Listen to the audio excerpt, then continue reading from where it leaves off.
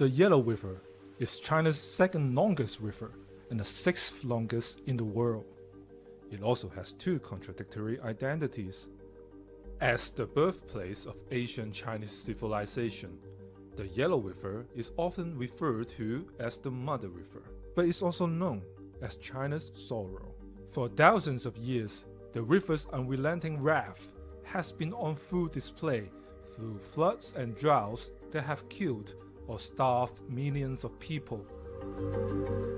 Today, the Yellow River sustains 140 million people and irrigates 15% of China's farmlands, making its protection one of the government's top environmental priorities.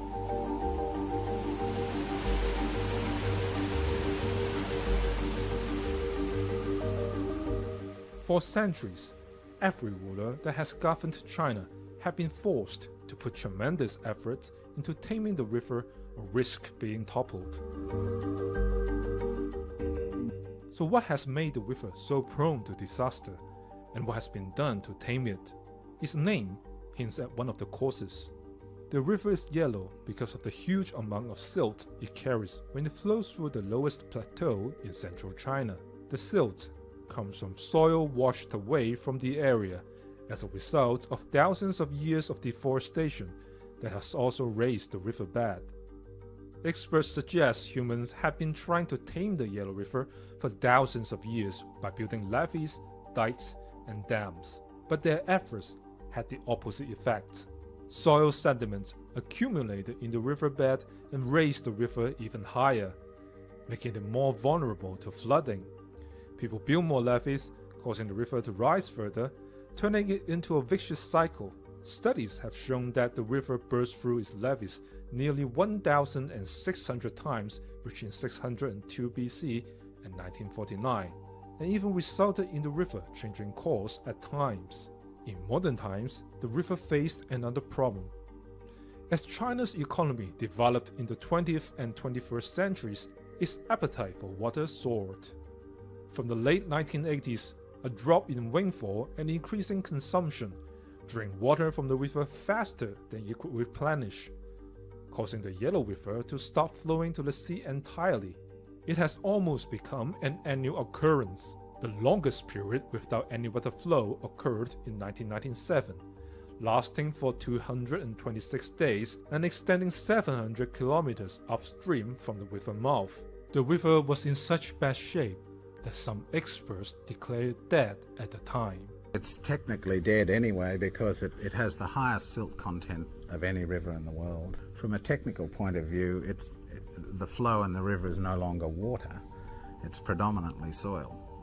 Today, China's Mother River is once again living up to its name thanks to a series of aggressive government measures. In 1998, Chinese authorities enforced an annual plan to limit the amount of water each province along the river could take. The Yellow River Conservancy Commission was put in charge of managing the plan. Its main focus was to ensure there was enough water left in the river to support the ecosystem. In 2001, the government finished building the Xiaolangdi hydropower station, which can hold more than 12.5 billion cubic meters of water.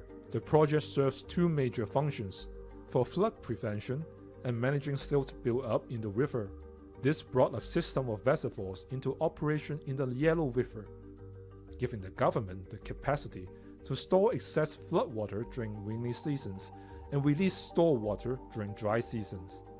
It could also release water to wash away sediment built up on the riverbed.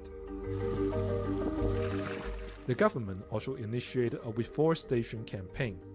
Wooded areas along the Yellow River have increased by 44%, from 26,000 square kilometers in 2000 to 33,000 square kilometers in 2017. Trees help reduce silting in rivers by providing canopies to keep rainwater from washing off excessive soil, while their roots hold onto loose soil. In 2023, the Yellow River Protection Law was passed to address underground water usage, which has long been one of the main causes of water loss and environmental damage along the Yellow River Basin. The measures have kept the Yellow River flowing for the past 22 years. A study in 2020 concluded the river is the clearest it has been in 500 years. Despite its apparent success, however, the river's future remains murky. Some experts have suggested a clearer Yellow River is not an entirely good thing. While reforestation campaigns and increased farming are improving soil conditions and supplying more food for the country, they are also reducing the amount of groundwater flowing into the river. With less water from land areas, there's less sediment in the river, and with less water, it also moves slower and carries less of the silt downstream. Scientists expected the elevation of the riverbed would slow or even reverse, which would cut the risk of flooding. But it could also destabilize the riverbank in some areas.